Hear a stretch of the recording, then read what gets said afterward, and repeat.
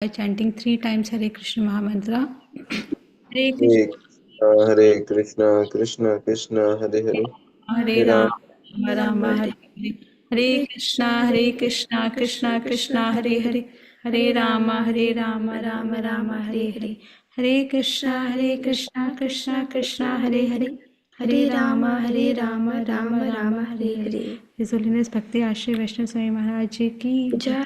Thank you so much, Maharaj Ji, for giving us your divine darshan. Maharaj Ji, we humbly request Your Holiness to enlighten us on the shloka number 7.30 today.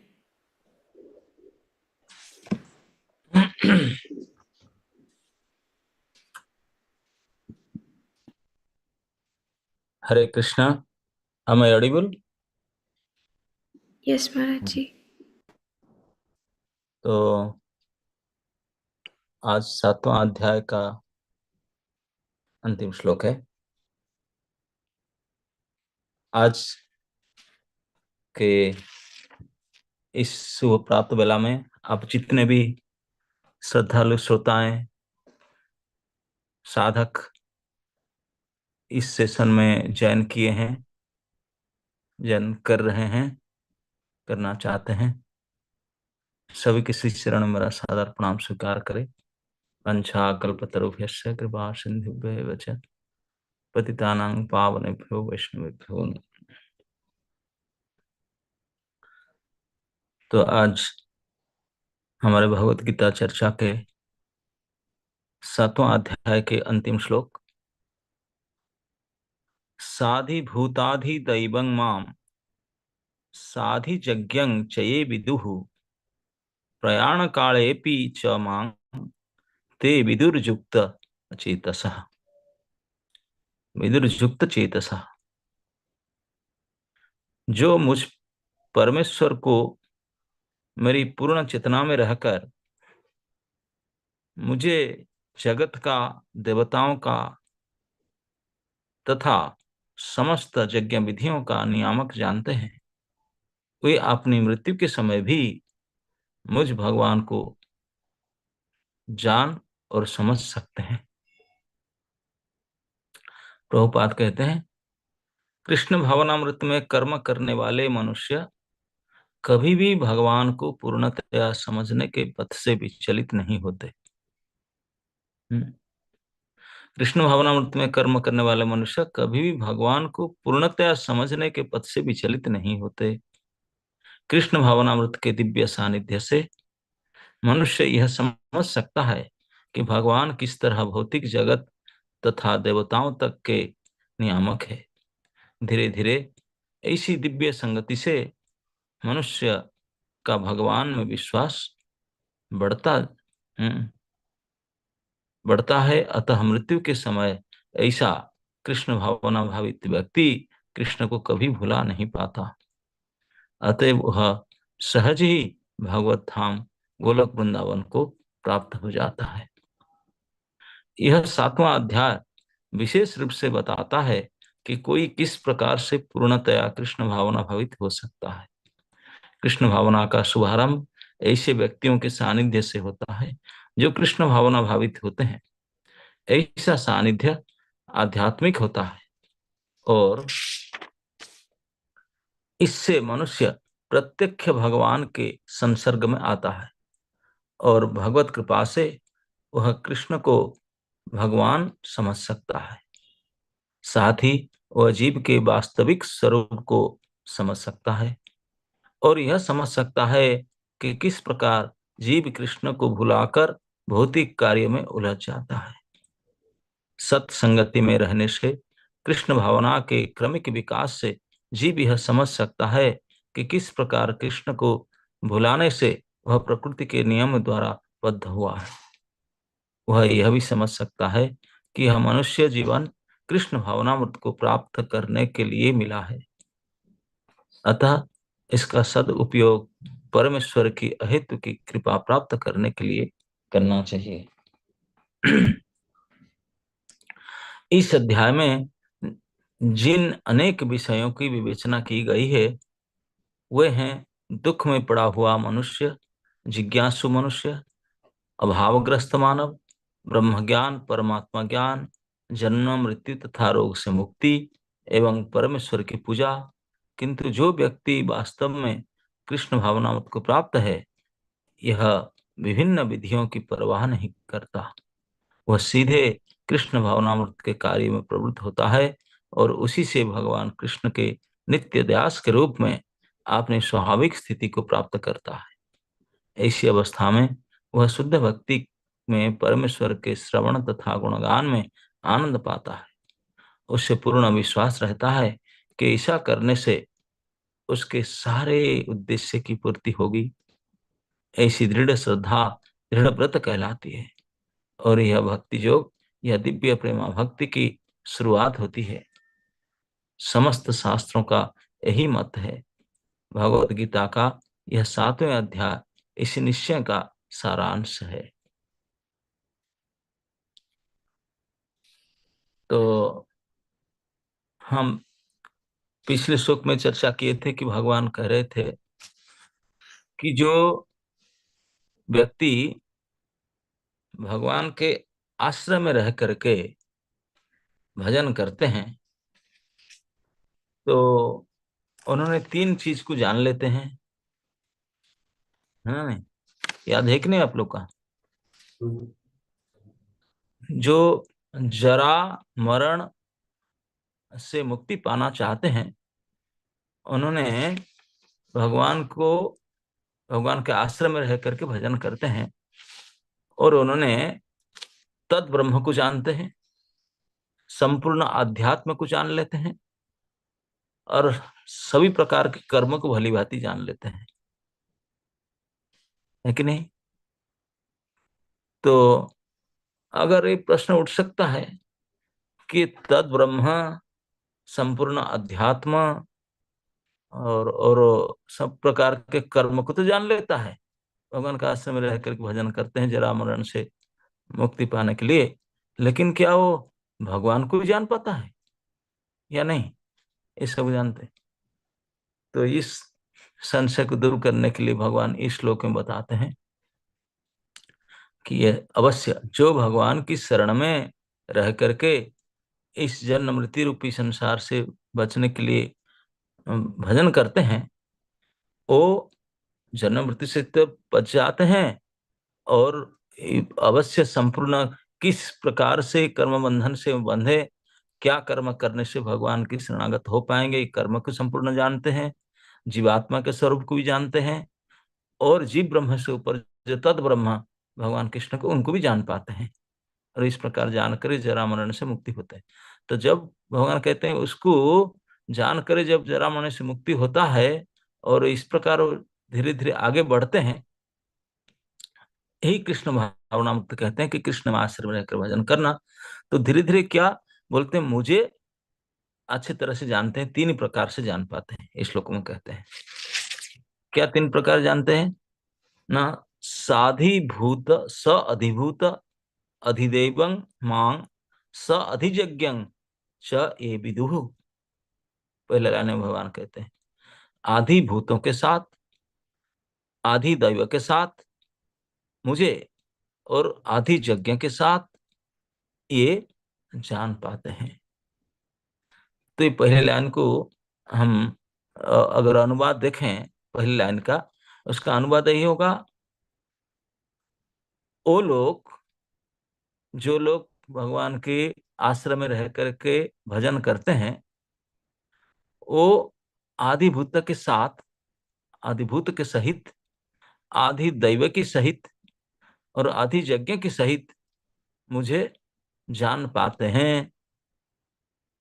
अब जान पाने से क्या परिणाम होगा ये तो बाद में बताएंगे, अगली लाइन से पता चलेगा, लेकिन जान पाते इसी को चर्चा करते हैं कि 3 चीज को ये 3 चीज है क्या, व्हाट इज द 3 चीज? कि अधिभूत के साथ, अधिदैव के साथ, अधियज्ञ के साथ, ये 3 चीज बोले जाने फिर जानने से क्या होगा ऐसे लाइन बताते हैं परिणाम। तो सबसे पहले स अधिभूतम, तो भगवान इस श्लोक में यही बताना चाहते हैं कि जो भगवान के आश्रय में रह करके और भजन करते हैं जरा मरण से मुक्ति पाने के लिए, वो लोग किस प्रकार जीव का बंधन हुआ किस कर्म से, इसको जान पाते हैं। संपूर्ण कर्म को बांधने वाला कर्म, मुक्त करने वाला कर्म, दोनों को समझ।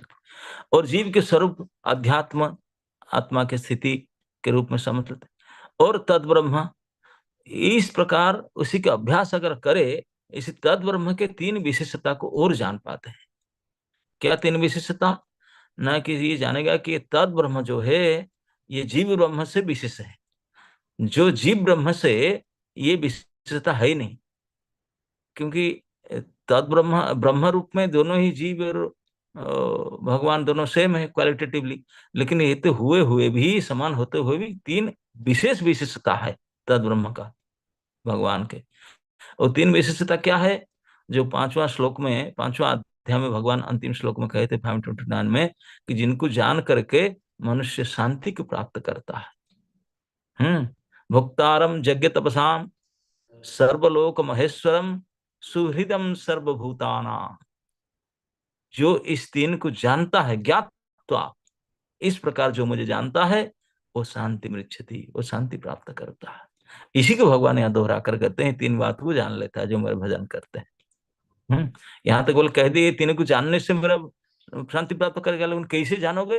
तो भगवान इस अध्याय के अंत में जो मेरा आश्रय में रह करके मेरा भजन करते हैं, वही इस प्रकार तीन चीज को जान पाते हैं। यही तीन चीज है जो पहले लाइन, आदिभूत, आदिदैव और आदियज्ञ। आदिभूतं कहने का मतलब है सुहृदं सर्वभूतानाम, यही समझ लेना कि समस्त प्राणियों का एकमात्र हितैषी श्री कृष्ण है, और कोई जीव ऐसा हो ही नहीं सकता। जीव ब्रह्म का ये विशेषता नहीं हो सकता, केवल श्री भगवान का है, उनका सामर्थ्य है, क्षमता है। प्रत्येक प्राणियों का, कहीं से लेकर अंडांतरस्थ परमाणु, प्रत्येक प्राणियों का एकमात्र परम हितैषी सुहृतं सर्वभूतानाम, ये श्री भगवान है। ये भगवान की विशेषता, समस्त भूतों के आदिदेव है, समस्त भूतों के पालन करता, पोषण करता, रक्षा करता, एकमात्र उनके स्वामी, उनके नियामक। इस प्रकार से संपूर्ण भूतों का परम देवता, परम स्वामी के रूप में इस तद ब्रह्म या भगवान कृष्ण को जाने, जो जीव ब्रह्म है, ऐसा पोजिशन हो ही नहीं सकता। दूसरी विशेषता है स आदि देवं मांग, देव मतलब देवता। अब भगवान ने इस श्लोक में भी बताए थे सर्वलोक महेश्वरम, देवता लोग बड़े बड़े लोग के सब अधिकारी होते हैं, बड़े बड़े ईश्वर होते हैं। बोलते हैं जितने भी ईश्वर है, सारे ईश्वर को महान ईश्वर भगवान है, समस्त देवताओं के कंट्रोलर है, सारे देवताओं के स्वामी है। कोई ये नहीं बोल सकता। ब्रह्मा तक भी भगवान को स्तुति करते हैं, गोविंदम आदि पुरुषम तम अहं भजामि। हर प्रकार से आप आदि पुरुष है, आप स्वामी है, आप सब देवताओं के, ब्रह्मा रुद्र तक सभी उन्हीं के नियंत्रण में रहते हैं, और सभी के परम स्वामी के रूप में भगवान तद ब्रह्म है।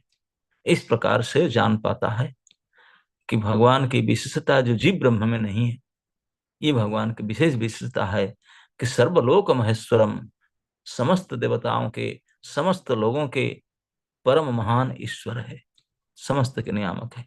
इस प्रकार से आदिदेवम भगवान को करके जानता है। और कोई देवी देवता उनके समान हो ही नहीं सकते हैं। जो इस प्रकार जानेगा देवी देवता पूजा क्यों करेगा? बोला टाइम वेस्ट करो, ये कुछ है नहीं, वो सभी के मालिक तो ही है। और तीसरी बात वो जान लेगा, तीसरी विशेषता, साधि अधियज्ञ स अधियज्ञ मांग, मुझे समस्त यज्ञ का एकमात्र भोक्ता, केवल यज्ञ नहीं, जितने तपस्या है, तपस्या भी एक प्रकार की यज्ञ है। यज्ञ का अर्थ मैं कई बार बताता हूं, जानते हैं? यज्ञ means to do anything, any sorts of work which is mean to please Krishna. Krishna की प्रसन्नता के लिए जो भी कार्य आप करेंगे, ये सब यज्ञ कहलाएगा। समझे? अगर किसी के साथ झगड़ा करेंगे कृष्ण की प्रसन्नता, दैट इज आल्सो यज्ञ। कृष्ण ने लड़ाई किया ना, क्या अर्जुन कई लोगों को मारा, ये भी यज्ञ हुआ। एनीथिंग टू प्लीज कृष्ण, हम अपना मन बुद्धि इंद्रियों से, शरीर से, मन से, वाणी से कृष्ण की प्रसन्नता के लिए जो भी कुछ करेंगे ये यज्ञ है, क्योंकि यज्ञ भाई विष्णु भगवान ही साक्षात यज्ञ है, उनके लिए प्रतिक्रिया जो सारे यज्ञ हैं, यज्ञ भगवान है। तो इसलिए समस्त यज्ञ का, समस्त तपस्याओं का, समस्त प्रकार के अच्छे बुरे कर्म का एकमात्र भोक्ता भगवान। मतलब जितने कोई तपस्या करता है, व्रत रखता है, उसके भजन पूजन करता है, सबके परम लक्ष्य भगवान है। जितने भी कोई यज्ञ आदि करते हैं, सबका परम लक्ष्य उद्देश्य भगवान है, भगवान एकमात्र भक्त। तो इसी प्रकार जान लेना। तो ये जो भगवान के आश्रय में रह करके मामाश्रित्य यतंती है, भगवान के आश्रय में रह करके जो यत्न करते हैं, यत्न और आग्रह के साथ भगवान का आश्रम में रह के भजन करते हैं, ये तद विदुहु, मतलब तद ब्रह्म को जानते हैं, संपूर्ण अध्यात्म और संपूर्ण कर्म को तो जान लेते हैं, उसके अलावा ये तीन विशेषता तद ब्रह्म का जानते हैं। कि तद ब्रह्म मतलब भगवान कृष्ण जो है, जो विशेष हमसे बड़े हैं, वो सर्वलोक महेश्वरम, भक्तारम यज्ञ तपसाम, और सर्वभूत सुहृदम सर्वभूतान। इस प्रकार से ये तीन बात को समझ लाते हैं, समझ जाते हैं। ये है पहले लाइन की बात। और सेकंड लाइन में कहते हैं कि अगर कोई ये तीन प्रकार मेरे आश्रम लोग भजन करते हैं, तीन प्रकार जान लेते हैं, जानते के बाद क्या होगा, क्योंकि ये प्रश्न तो, ये बात तो पूरा नहीं हुआ। वो लोग साधि भूताधि, साधि भूत साधि देवं मांग साधि यज्ञं चय विदु। अरे विदु जान ले, जान कर क्या होगा उनका, हट क्या फायदा, क्या है जान करके, फायदा क्या है बताते हैं। कोई इस प्रकार भगवान के आश्रम में रह करके भजन करे, इसी को कहते हैं कृष्ण भावना। प्रभुपाद लिखते हैं कृष्ण भावना और कुछ नहीं है। कृष्ण भावना है कृष्ण के आश्रम में रह करके कृष्ण की सेवा करना, उनके भजन करना। ये जो जो दृढ़ रूप से इसे करता है, तो इसी प्रभुपाद कृष्ण भावनामृत में कर्म करने वाले मनुष्य कभी भी भगवान को पूर्णतया समझने के पथ में विचलित नहीं होता, और अडिग रहेगा, क्योंकि उसी में लगे रहेगा। तो लगे रहेगा तो क्या होगा, जो कभी प्राय लोग ये प्रश्न उठाते हैं कि अजय भी अंतिम फाइनल एग्जाम है कृष्ण स्मृति, अंत्य नारायण स्मृति, मरना ही है, अंत समय जो है मृत्यु समय, इस समय कृष्ण के स्मरण कर लेना ही सबका सार है। तो ये इतने सारे भजन पूजन, ये प्रैक्टिस, ये सब करना क्या, झोला माला ये व्रत क्या करना जरूरी, मरते समय कृष्ण को याद कर लेंगे। हैं, तेरे घर के क्या याद कर लोगे, कैसे याद करोगे। इस प्रयाण के समय में, मृत्यु के समय में कुलशेखर महाराज बोले पता नहीं कथवात पित्तेर, अंतिम समय में इतने कष्ट होगा, गला चौक हो जाएगा, इस कष्ट में याद आएगा क्या, भगवान स्मरण आ पाएंगे। जब वो आईसीयू में रहेंगे, तो कई इंजेक्शन और कई क्या सब यंत्रपाति चलता रहेगा, कहाँ याद आएंगे कोई, इतने भयानक यंत्रणा से। तो भगवान इस संशय का उत्तर इस सेकंड लाइन में देते हैं कि जो भगवान के आश्रय में रह करके उनके भजन करते हैं, वो केवल भगवान को अच्छी तरह से जान लेते नहीं, अंत समय में भी वो भगवान को जान पाते हैं, भले किसी भी अवस्था हो। अंत समय में भी कृष्ण भावना का कृष्ण सानिध्य होता है, जैसा सानिध्य ऐसे मनुष्य प्रत्येक भगवान के साथ होता है। भगवत कृपा से कृष्ण को भगवान समझ सकते हैं। तो भगवान की कृपा से, क्योंकि भगवान को जो भगवान करते हैं, भजन करते हैं, भगवान की कृपा से अंत समय में भी वो भगवान को भुला नहीं पाते। उनकी याद आता है, क्योंकि यही प्रैक्टिस करके आए। आप देखेंगे जो प्रैक्टिस करेंगे अंत में वही याद आएगा, जिसको आप जीवन भर करके आएंगे। तो इसलिए वो कृष्ण के अगर भजन जीवन भर करते होंगे, तो अंत समय में भी कितने भी परिस्थिति कितने गड़बड़ क्यों ना हो, तो कृष्ण को भूल नहीं सकते, याद आएंगे। इसी को भगवान बोलते हैं कि डरो मत, तू अगर मेरे आश्रम में रह के मेरा भजन करता है, अवश्य अंत समय में मुझे जान पाओगे, भूलोगे नहीं। ये गारंटी भगवान स्वयं देते हैं। कृष्ण भावनामृत में रहने से ये विशेष वरदान है कि प्रयाण काले पी अपी, अब मतलब निश्चित मरते समय भी, अभी तो जानोगे, मरते समय भी, प्रयाण काले भी, मरते समय भी मांग विदुह युक्त चेतसा, तेरा चेतना मुझ में जुड़ा रहेगा, तेरा मन, तेरा बुद्धि, तेरा चिंतन मुझ में जुड़ा रहेगा मरते समय भी। ये परम आश्वासन वाक्य है हम लोग से मरने वाले मर्त्य प्राणियों के लिए, क्योंकि हम तो मुख्य फाइनल एग्जाम मरण है, मृत्यु है, मरने के लिए सब कुछ कर रहे हैं। तो मरते समय भगवान याद आएंगे क्या? भगवान बोलते हैं याद आएंगे, प्रयाण काले पी अपी, ऑफ कोर्स, निश्चित रूप से याद आएंगे और मेरे से जुड़े रहेंगे। विदुहु प्रयाण काल पे अपनी विदुहु, मरते समय मुझे जानोगे, और युक्त चेतसः, चेतना भी मुझसे जुड़े रहेगा। कैसे जुड़े रहेगा? केवल हमको भगवान का आश्रय रह करके उनके भजन करना होगा।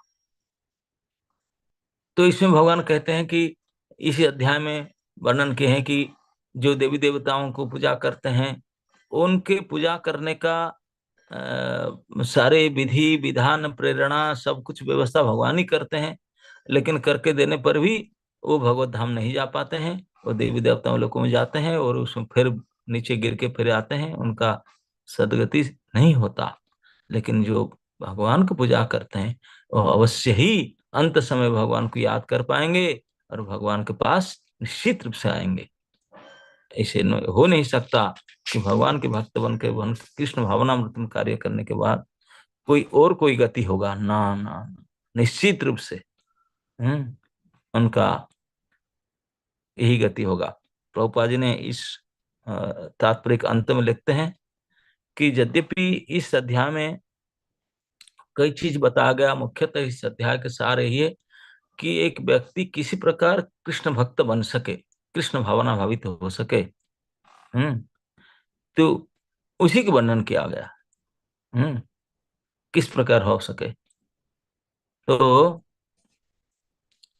किंतु जो व्यक्ति वास्तव में कृष्ण भावनामृत को प्राप्त है वह विभिन्न विधियों की परवाह नहीं करता, वह सीधा कृष्ण भावनामृत के कार्य में प्रवृत्त होता है। और यह इसी प्रकार भावना से करता है कि मैं भगवान की दास या दासी हूँ, यही मेरी स्वाभाविक स्थिति है। इसी अवस्था में वह परमेश्वर के साथ उनके भक्ति, उनका गुणगान करके उसी में आनंद प्राप्त करता है, और उसे पूर्ण विश्वास रहता है कि ऐसा करने से उनके सारे उद्देश्य पूर्ति हो जाएंगे। इसी को तो कहते हैं श्रद्धा।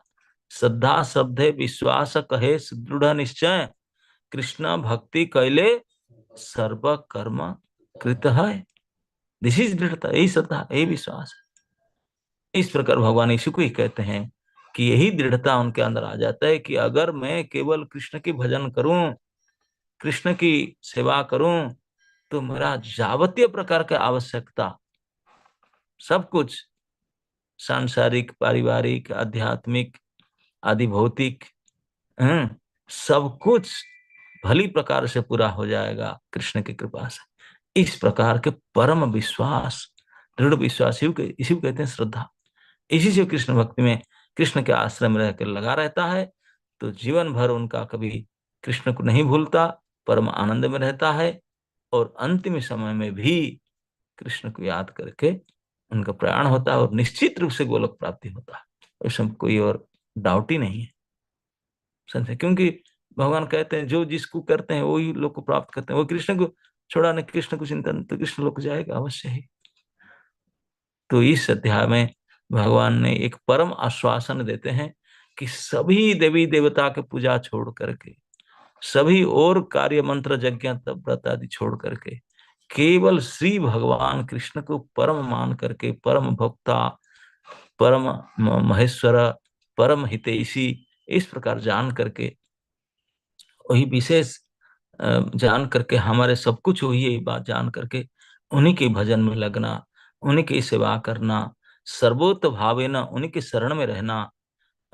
तो ऐसा अगर कोई अभ्यास करता है, इसी को कहते हैं कृष्ण भावना। कृष्ण की भावना में, कृष्ण के अधीन में, कृष्ण के लिए ही हमको सभी मन बुद्धि इंद्रिय की यूज करना, इसी को कहते हैं कृष्ण। इस प्रकार अभ्यास में जो रहता है उनको दिनों दिन विकास होता है, दिनों दिन आनंद प्राप्त करता है, दिनों दिन उनका परम विश्वास दृढ़ होते चला जा रहा है और समस्त पाप से पूर्णतया मुक्त हो जाता है। और परम पुण्य तो है कृष्ण भजन, परम पुण्य को प्राप्त करता है। उनके लिए फिर कुंभ में जाने की जरूरत नहीं। महाकुंभ में जाएगा, इतना भीड़ में हाई रिस्क लेगा, कोई इतने खर्चा करना है जाना जरूरत नहीं।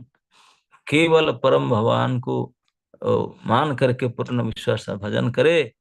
अभी घर में बैठ करके आप महाकुंभ का, महापुण्य का भी और बहुत कुछ प्राप्त कर लेंगे, है ना। लेकिन भक्त लोग कुंभ जाते हैं नॉट फॉर टेकिंग बात, ऐसे के लिए नहीं जाते हैं। वो जाते हैं भीड़ का फायदा लेंगे। मूर्ख लोग जो केवल पुण्य के आते हैं, उनको भगवत गीता दें, उनको थोड़ा कथा सुनाए, उनको संग दे, इसी के लिए जाते हैं। वो नहीं जाते हैं कि गंगा डुबकी लगाकर पुण्य होगा हमारे, इसलिए इसके लिए नहीं जाना चाहिए। तो जो लोग कुंभ गए नहीं, पहली बात है वो उनके लिए हाई रिस्क है, क्योंकि कहीं गुम हो जाएंगे पता ही नहीं चलेगा, कहीं इतने भीड़ अंदर घुस ही नहीं सकते, और इतने ठंडी में नहाने के लिए जाएगा, नहागे कि नहीं, कहाँ फंसेगे कीचड़ मिचड़ में जा करके, और हाई रिस्क लेना नहीं चाहिए। सबसे बेस्ट पॉलिसी है घर में रह करके ना धोकर जाए के नीचे बैठ करके हीटर के पास में गर्म पेय पदार्थ पकौड़ा आदि खा करके हरे कृष्ण करते रहो, गीता तक सुनते रहो, सारे पुण्य के पुण्य आपको घर में डिलीवरी हो जाएगा, है ना नहीं। तो इस प्रकार ये 7वां अध्याय जो भगवत विश्वास, भगवत भजन के नाम, इसमें प्रभुपाद बोलते हैं इस अध्याय में कई विषयों की विवेचना हुआ है। अर्थ जिज्ञासु, अर्थार्थी, ज्ञानी, और इसे जो तद ब्रह्म, जीव ब्रह्म, अध्यात्म, अधिजज्ञ, अधिदैव, ये सब बताकर कई देवी देवताओं के पूजा के व्यवस्था, ये सब कुछ जान करके हम लोग को यही निष्कर्ष पर पहुंचना है कि अंततः अगर हम कृष्ण भक्ति करते हैं पूर्ण विश्वास के साथ, तो हमारा कोई चीज का आवश्यकता नहीं है। किसी भी अवस्था में हमारा मर भी जाए, उसी समय में भगवान हमको नहीं, हम भगवान को भूल नहीं सकते, भगवान हमको भूल नहीं सकते। यही बड़े आश्वासन वाक्य है। यही भक्ति का फास्ट एडवर्टाइजमेंट, मार्केटिंग यहीं से शुरू हुआ। 7वां अध्याय से 12वां अध्याय पर्यंत भगवान ने उनका मार्केटिंग, जो मार्केटिंग क्लास लेते हैं वही समझना चाहिए, भगवान खुद मार्केटिंग क्लास लेते हैं अपने भक्ति का। शुरुआत की यहीं से, हाउ उनकी भक्ति is better than all other thing.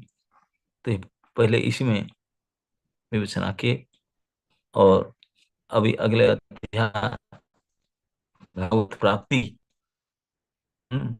इसके बारे में चर्चा 8वें अध्याय से करेंगे, कल से चर्चा करेंगे। Okay, thank you so much Maharaj ji. So Maharaj ji ने आज हमें बताया भगवान की शरण में रहकर जो भजन करता है वह 3 बातें जान जाता है कि भगवान ही परम भोक्ता है, परम स्वामी है, और भगवान ही परम हितैषी हैं। ऐसा व्यक्ति जो ये जान जाता है, ऐसा व्यक्ति कभी भी भक्ति के मार्ग से विचलित नहीं होता, और उसको मृत्यु के समय भी भगवान को नहीं भूलता, और वो अंत में दिव्य धाम को प्राप्त करता है। तो महाराज जी ने आप हमें ये सब कुछ समझाया।